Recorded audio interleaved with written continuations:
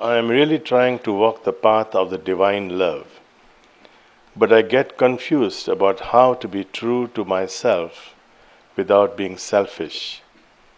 How can I know if I am being selfish? Let us first see whether we are on the same page about the meaning of love.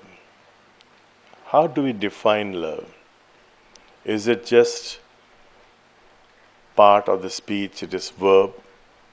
You loved, you are loving, I am loving, I once loved, I shall be loving.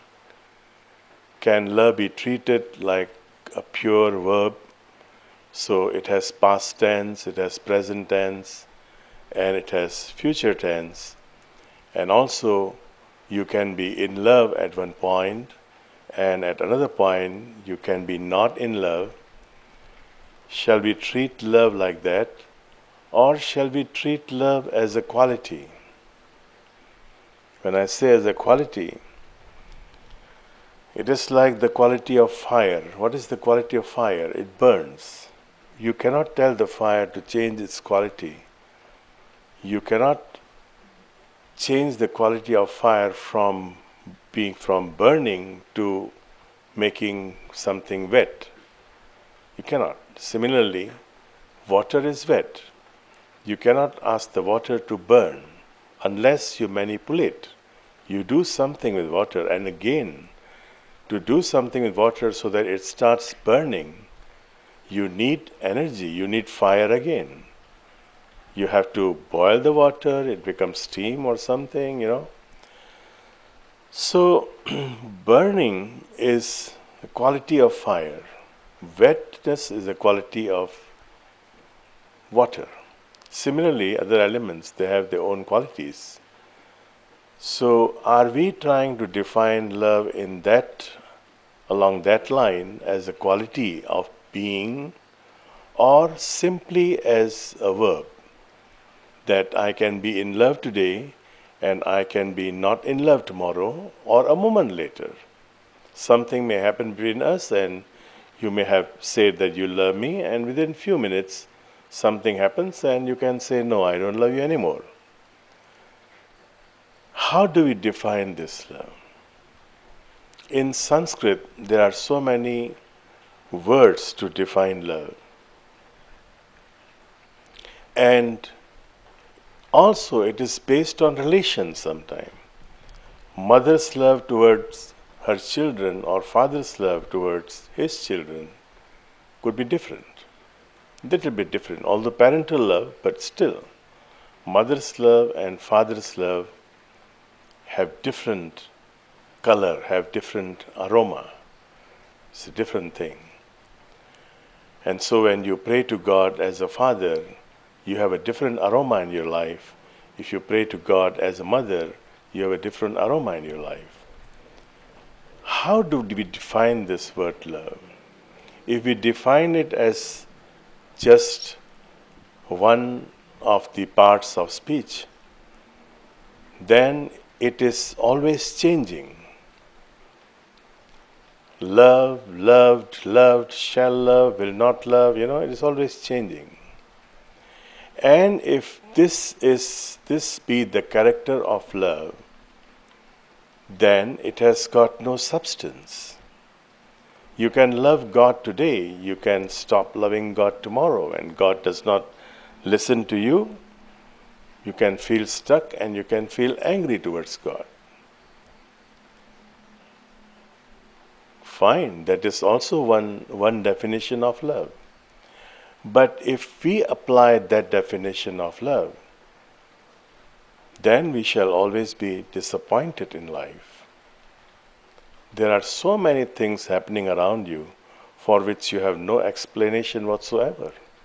Why good things happen to bad people, why bad things happen to good people, why is it raining so heavy that it creates water pond everywhere, It seems that some mismanagement is going on around this existence.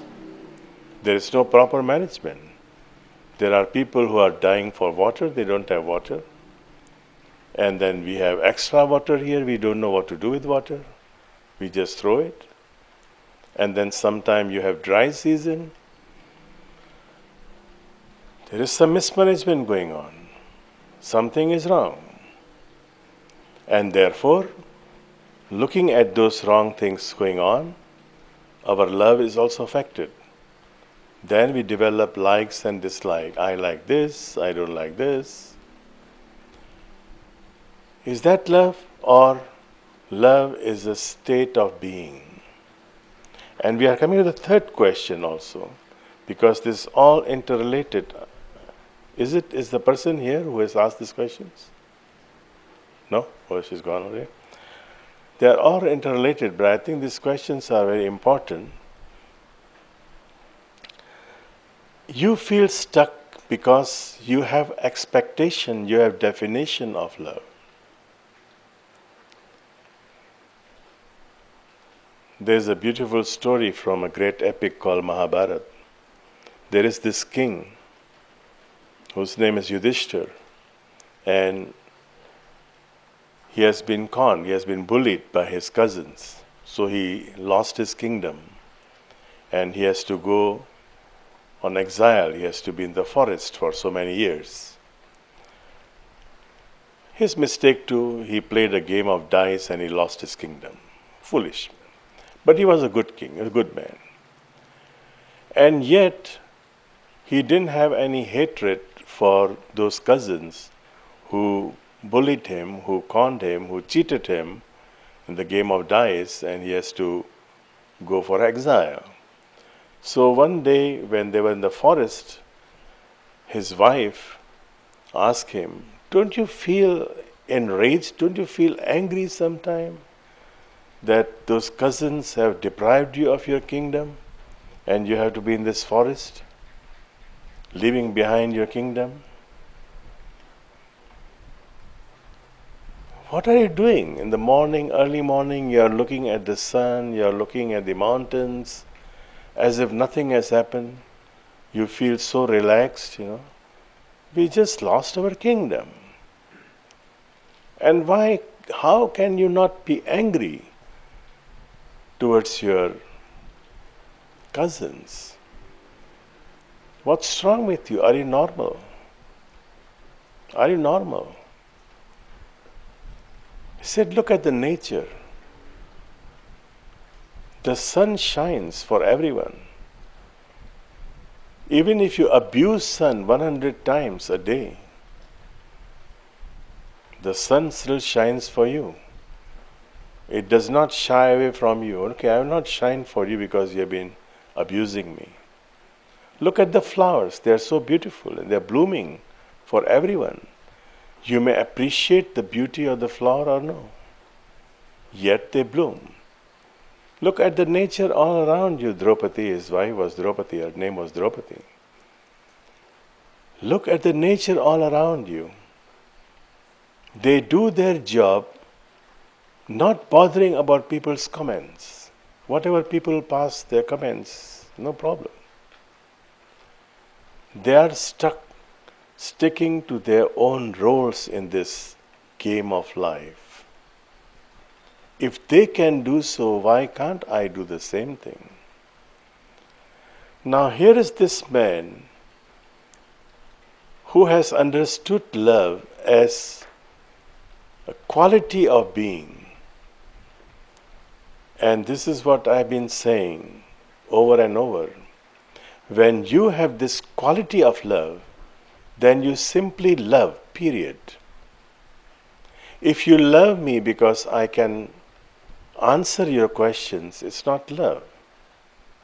It's not love. If you love me for any reason, or if I love you for any reason, I love you because you're a nice person, you're a good person, you look beautiful, you look handsome.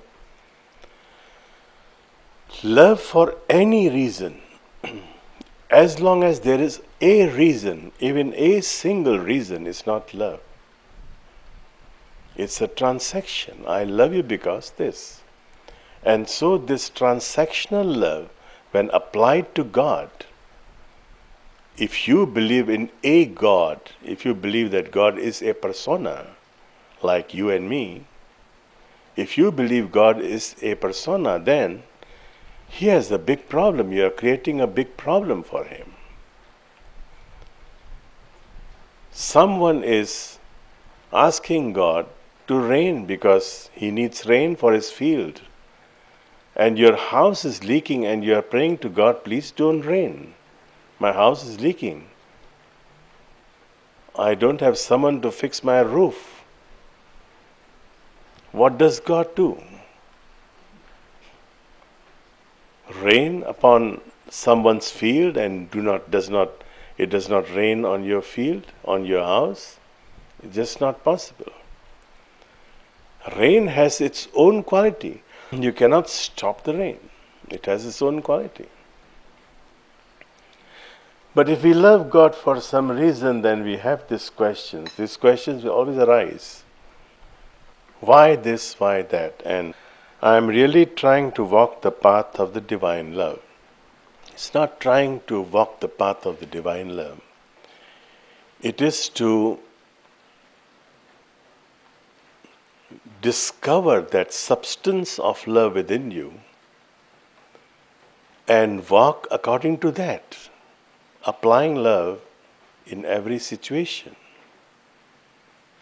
Either it is like that, or you cannot walk the path of love.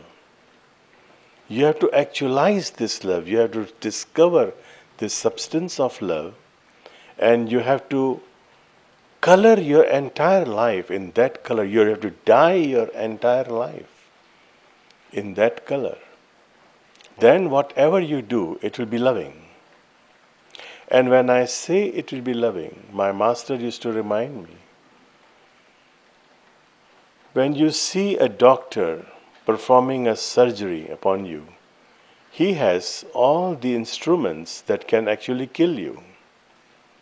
And you have a killer, you have a murderer who is trying to murder you. He is using the same instruments, more or less.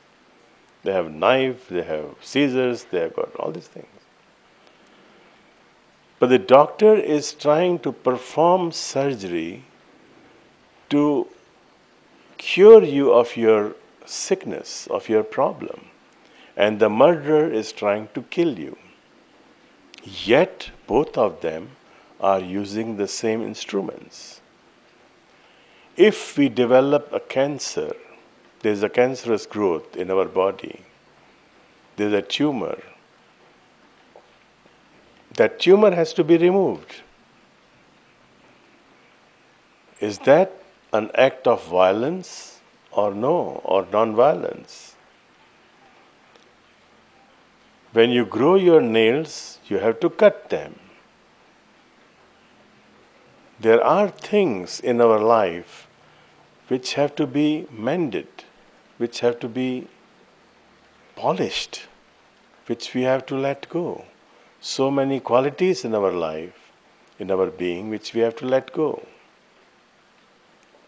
So when a doctor is performing a surgery, and maybe sometime he has to ampute one of your parts of your body, he is doing so to save the rest of the body.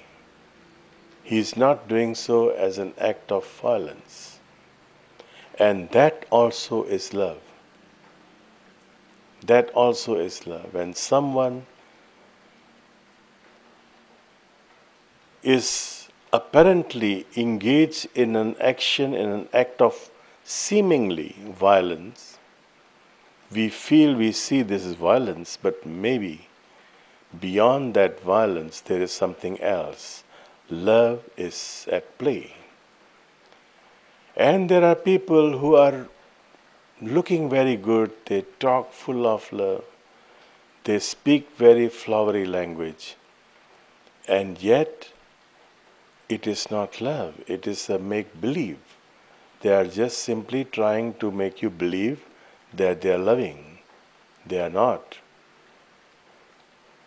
Unless and until love becomes a quality, we'll be always stuck. There is no way. We'll be stuck, we'll be complaining. I feel like I'm missing something in life. I do pray to God, It does not feel anything, even change anything. I feel stuck. Then I get angry with God for not helping me out. I end up feeling scared, lonely, and guilty. What can I do? When you have developed this love as quality, as the quality of your being, then you are not mind-oriented. One who is mind-oriented becomes selfish. Selfish means what? Selfish means you are oriented towards your mind. Actually, it is not selfish. The right word would be mindish. If you have actualized, you have discovered your true self, you cannot not be loving.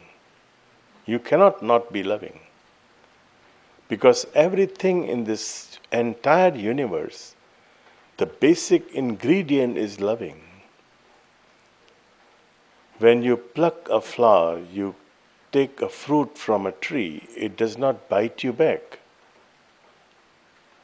It gives you more fruit.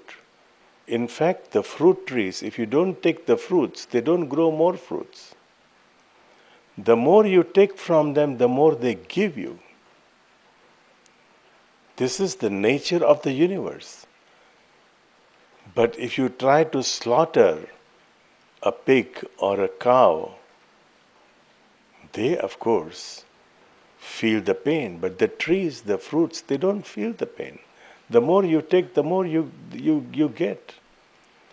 What are we doing? Are we watering our plants? Are we giving enough nutrition to our plant? Are we taking care of them? They are giving us so much. So there are different aspects of things which we have to pay attention to. This is the thing, is if you are selfish, you are actually mindish, you are just thinking about your own mind. You want to satisfy your mind. All things should happen according to my mind. What I feel is right should happen. I don't care if somebody is hurt or what, but it should be according to my mind. This is selfishness, but actually the word is wrong, it is mindishness. Just thinking about your own benefit. Although we may use a capsule, we may give it a different wrapping, a different package. I'm not thinking about myself, I'm thinking about my family, I'm thinking about this, I'm thinking about that, I'm thinking about my community. You know, a few days back I was talking to someone and he's telling me, let me give you a piece of advice. I said, yes, please. So you're running an ashram. Why do you want to become a social reformer? Just conform to the ways of this society. Just accept them. You do your own business, you can talk anything, but don't try to change us. We are comfortable with this. We are very comfortable with this. I said, no, I am not trying to change you. Did I ever come to you? Did I ever tell you anything? Have you ever heard anything from me directly or indirectly mentioning that you should change? He said, no, but you have been telling people to change. I said, no, I am talking to people who are coming to me. And when they ask me questions like this, I am, yes, trying to share my opinions with them. If they decide to agree with me, it's all right. They decide not to agree with me, also all right. I'm not forcing any of you. But let me tell you something. The very purpose of having an ashram or having a community like this is to bring about social reformation through meditation, through life lived in full awareness. If there is no such agenda, why ashram? And he was speaking about our school in Kuta. Even that school, I said, if I don't have a new agenda, I would not open a school. Why should I? People can send their children to any school. I'm not interested in making money out of the school. Yes, we need a decent income to run the school, but other than that, we are not trying to enrich ourselves. If there is no agenda of total social reformation, there is no need for ashram, there is no need for meditation, there is no need for yoga. If it is purely your physical benefit, you can go to gym, you can do anything. Yoga is not about that.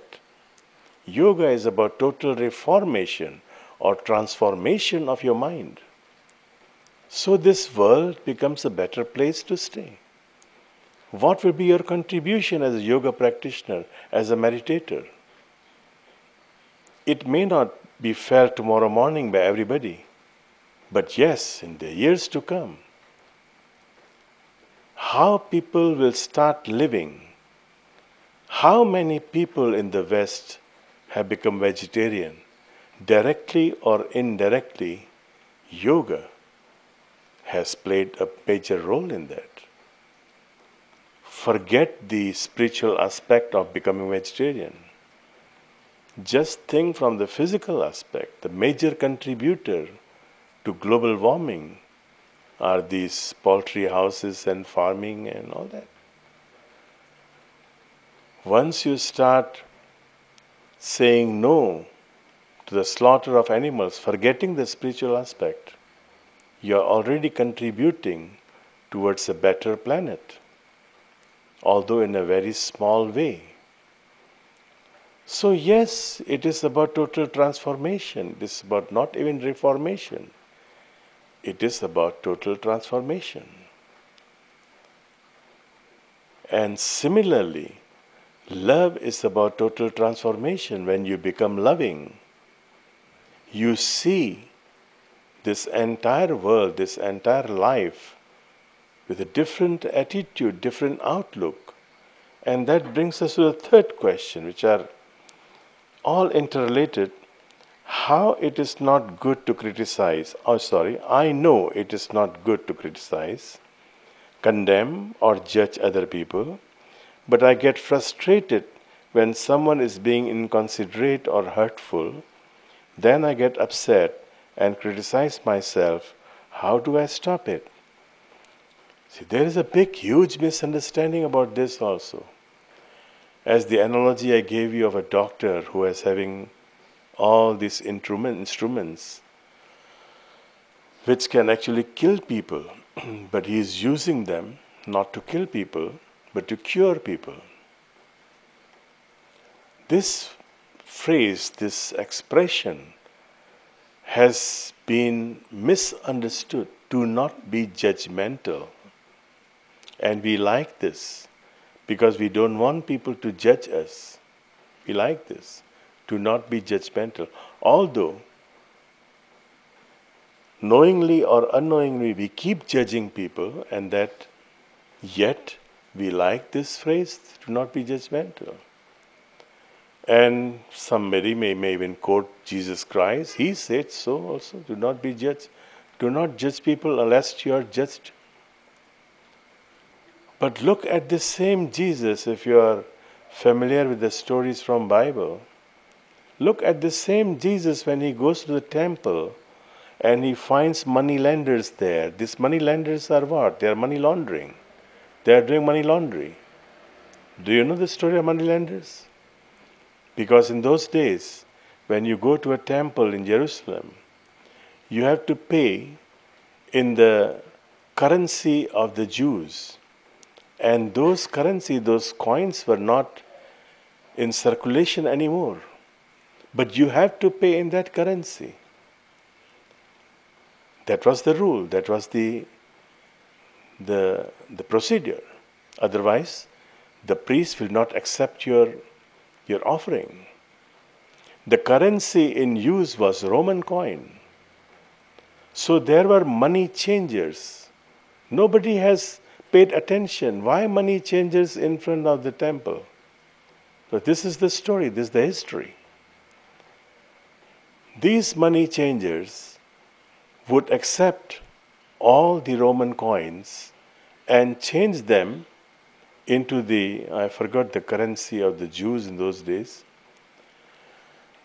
change them into the Jewish coins, which were freshly minted or some old coins, and those coins were not marketable, you cannot use them in the market. So they have this monopoly of Jewish currency, Jewish coins. You give them Roman coins, they give you Jewish coins.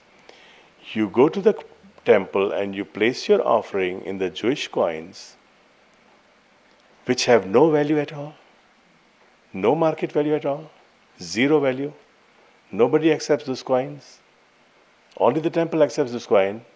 And every night the priest would go back to the money changers and bring all the coins to them, the Jewish coins, and take all the Roman coins to be spent by them, by the temple, by everything.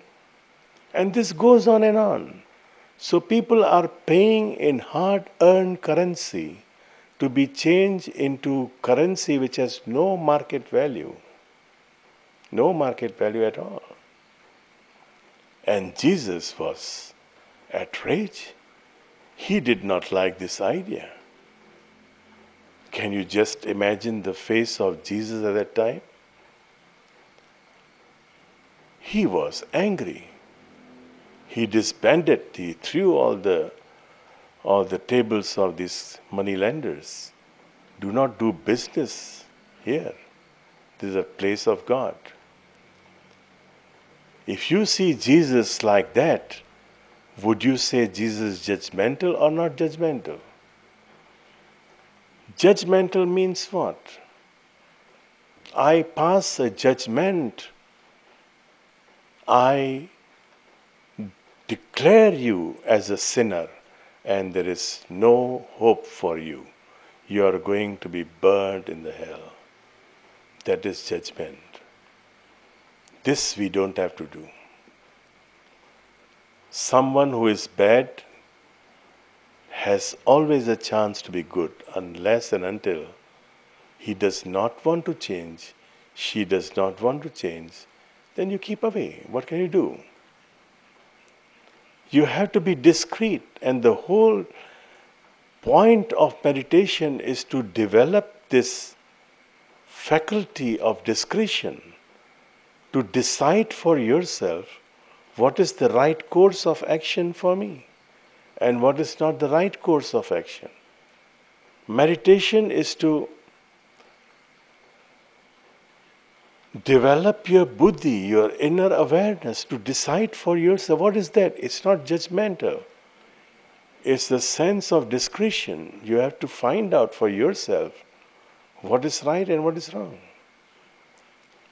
Until 2000 years ago, people prayed and they never asked for anything. They simply prayed because it made them feel happy. And even if they asked, the oldest prayer, the oldest written prayer in the history of the world, at least 5,000 years, but lately the new discoveries have put this date behind by a few millennia. At least 8,000, according to the recent discoveries, according to me, at least 12,000 years old prayer is Om Bhur Bhuva Swah Tat Savitur Varenyam Bhargo Devasya Dhimahi Dhiyo Yonah Prachodayat. There are some clips on YouTube about this. The title, I think you find them, I think the title is Gayatri Mantra. It was recorded here also during one of the sessions. If you subscribe, you can download them, you can watch them. Please enlighten me. O light, it does not even say, O God. O light that illumines all three realms, all three times, past, present, and future. The light of lights.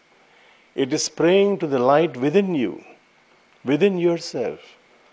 Please enlighten me. Please brighten my intelligence so that I can find out, I can decide for myself what is the right course of action for me and what is not right for me to do. This was the prayer, the original prayer, a human prayer. They were not asking about anything for anything. You have to decide. God is not there to decide for everything. He has given you an instrument. You go to a shop, they give you a computer and they give you a manual. Now the manual is not there, all are apps. You have to do it on your own. You have to run the computer on your own. You cannot ask the shopkeeper to come to your place every now and then and make you operate this computer. So God has given you, if you believe in a God, even if you believe in a God, then He has given you all these equipments already. You have to make use of them. But what we understand God to be is all that is. God is not within you only, but also without you. He is all over you, all around you. We are all living in God. All this is God. Things happen. We may consider one thing good, we may consider another thing bad, but what we consider good could be bad for somebody else. What we consider bad could be good for somebody else. So it's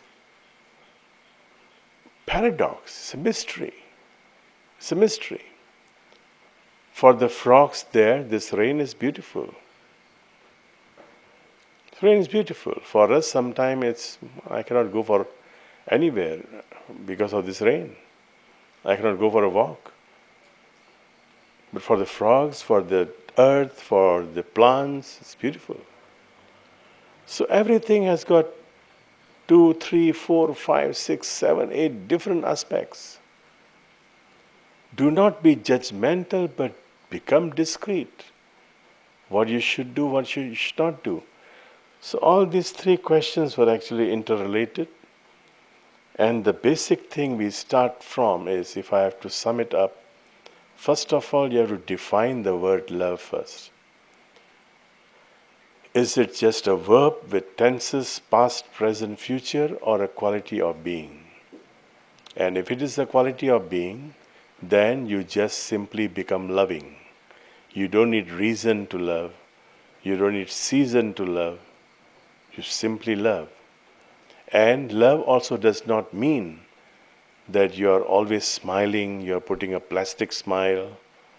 There are times when you have to use some instruments to do some surgery. That also is love. And lastly, in the name of love, it is very naive to say that love is non-judgmental, finish, finito, full stop, period. No. Love is also discreet. Love is also discreet. What is the rightful course of action for me? At the same time, realizing that what is right for me may not be right for somebody else. So I cannot force my values upon anybody. Once we are gathered in this kind of situation and you become part of a community like this, then yes, we have certain agreed upon some values, very basic values like love, peace, harmony. We may have some agreed upon values, then we work together to actualize those values. But other than that, love makes you free. Love does not bind you.